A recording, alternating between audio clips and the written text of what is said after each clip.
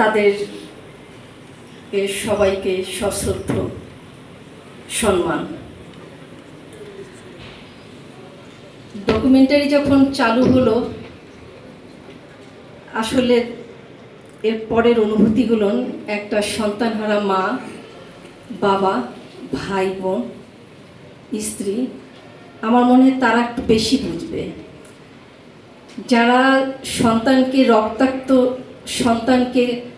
রক্তমাখা সন্তানকে কোলে নিয়েছে, মেডিকেলে দৌড়ে বেরিয়েছে, হাসপাতালে চিকিৎসা পায়নি, সেই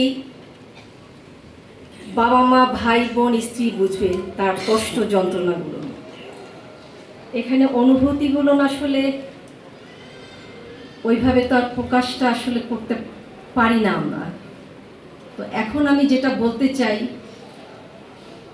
যে আমার ছেলে যেহেতু সাংবাদিক, আপনারা যারা আছেন, যারা সাহসিকতা দেখিয়েছেন এই আন্দোলনে, এই ফ্যাসিস্টকে তাড়ানোর জন্য,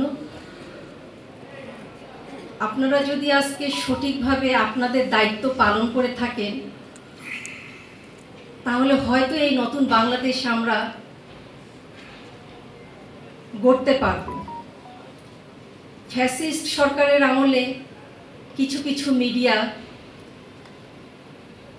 এই ফ্যাসিস্ট হাসিনা সাংবাদিকদের যেভাবে দমন পীড়ন নির্যাতন করেছে, অনেকে ভয়ে বলতে পারেনি, অনেকে বলেছে নির্যাতনের শিকার হয়েছে, অনেকে সরকারের সঙ্গে তখন আতাত মিলিয়ে আমাদের এই 16টা বছর দুর্বিষহ করে তুলেছিল। এই স্বাধীন বাংলাদেশে আমি মা হয়ে আপনাদের কাছে চাবো, এই 1 বছরে আপনাদের কাছে অনেক কিছু চাওয়ারও ছিল।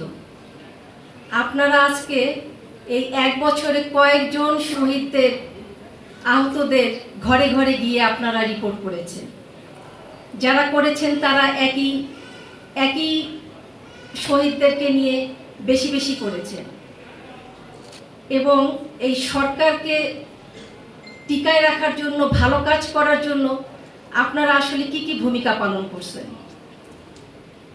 আমি যেমন গতকাল একটা ওসমানী মিলনায়তনে